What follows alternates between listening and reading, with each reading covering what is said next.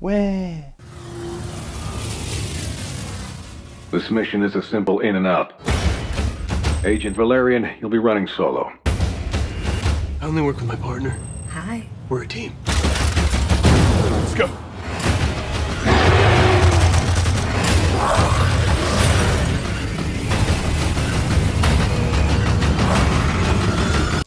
Ouais.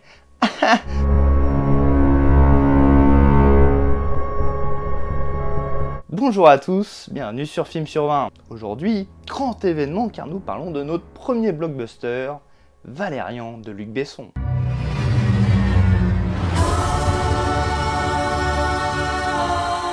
Welcome to Alpha.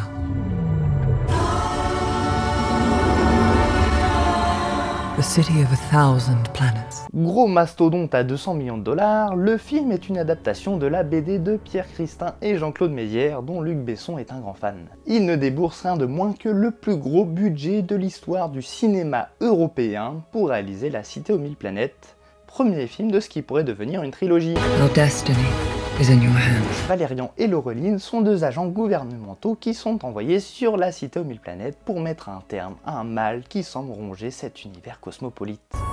Where for hundreds of years, every species has shared their knowledge and their intelligence with each other. Le cinéaste étant très connu pour sa controverse, la sortie de Valérian a fait couler beaucoup d'encre. Valérian affiche ses gros muscles saillants de blockbuster pété de thunes.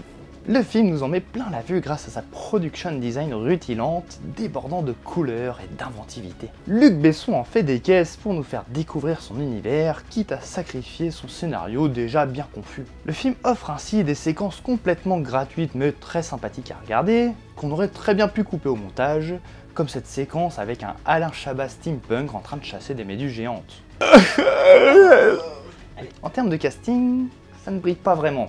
Nos deux héros en font des caisses, Valérian ayant pour seul enjeu de vouloir épouser Laureline.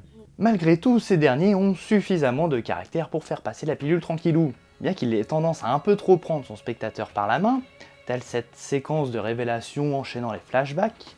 On va quand même pas en demander autant à Luc Besson, car bien loin des productions toutes cheapos qu'il a accumulées par le passé, Valérian n'a pas à pâlir face aux autres tentpoles de l'été, bien au contraire. Il amène une certaine fraîcheur dans le paysage hollywoodien, bien trop austère et monochrome de nos jours. Bon, les scènes d'action ne sont pas très impressionnantes, et les tentatives d'humour tombent régulièrement à plat, ces dernières étant soutenues par une musique horrible, histoire de bien montrer que la scène est drôle. I taught him how to do that. Mais le film reste bourré d'idées visuelles et de couleurs flamboyantes pour émerveiller les mirettes des grands et des petits. N'écoutez pas tout ce sale bashing qui tourne autour du film et tentez l'expérience. Ça vaut le coup. Bon, ça vaut un peu le coup.